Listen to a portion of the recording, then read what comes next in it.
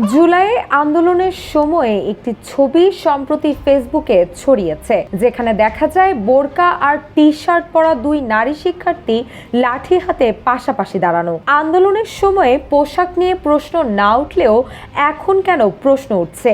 কেন এই যুগে এসে ওড়না গায়ে থাকা না থাকা নিয়ে নিজ ক্যাম্পাসে মেয়েকে হেনস্থার শিকার হতে হয়?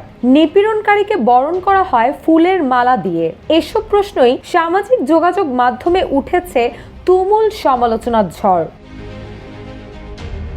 গত 7 মাসে দেশের বিভিন্ন স্থানে নারীদের হেনস্থা, অপদস্থ, হুমকি ও ধর্ষণের মতো অনেক বড় বড় ঘটনায় সামাজিক যোগাযোগ মাধ্যমে তীব্র প্রতিক্রিয়া দেখা গেছে। জুলাই আন্দোলন গড়ে তোলার ক্ষেত্রে যেখানে নারীদের ভূমিকা ছিল সবচেয়ে বেশি, কিন্তু 5 আগস্টের পরে নারীরাই সবচেয়ে আতঙ্কগ্রস্ত সময় পার করছে। নারীরাই সবচেয়ে বেশি ক্ষতিগ্রস্ত ও অপমানিত হচ্ছে। জনমনে প্রশ্ন দাঁড়ায়, নারী দিবসে নারীরা কতটুকু নিরাপদ?